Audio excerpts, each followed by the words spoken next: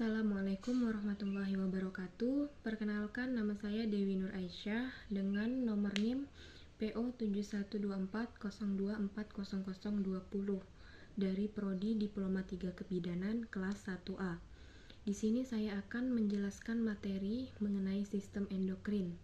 Baiklah, sebelum kita mengetahui bagian-bagian dan fungsi masing-masing dari sistem endokrin, kita perlu mengetahui apa sih sistem endokrin itu. Sistem endokrin adalah jaringan kelenjar yang memproduksi dan mengeluarkan hormon untuk mengendalikan fungsi organ pada tubuh manusia.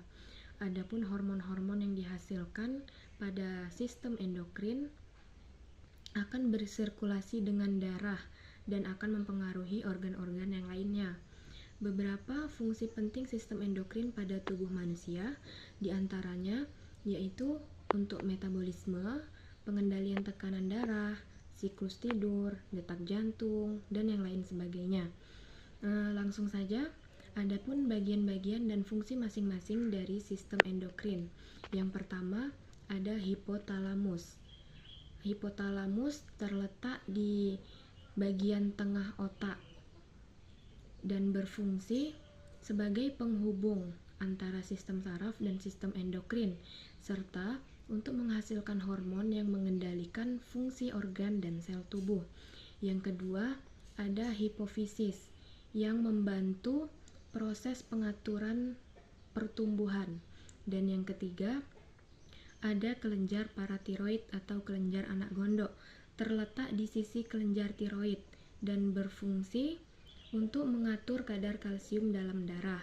Dan yang keempat, ada kelenjar tiroid atau kelenjar gondok yang terletak di leher dan berfungsi mengatur metabolisme pada tubuh manusia.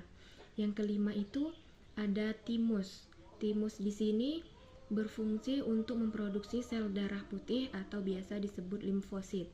Sel darah putih di sini berfungsi sebagai sistem kekebalan pada tubuh manusia.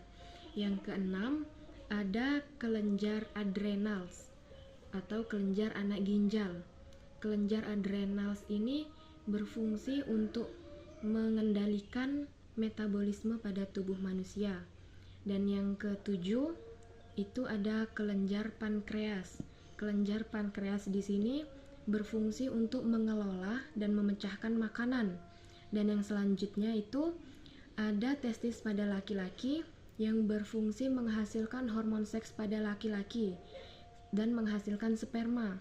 Hormon yang dihasilkan oleh testis itu seperti hormon testosteron. Dan yang terakhir itu ada ovarium pada wanita yang berfungsi menghasilkan sel telur dan menghasilkan hormon seks pada wanita.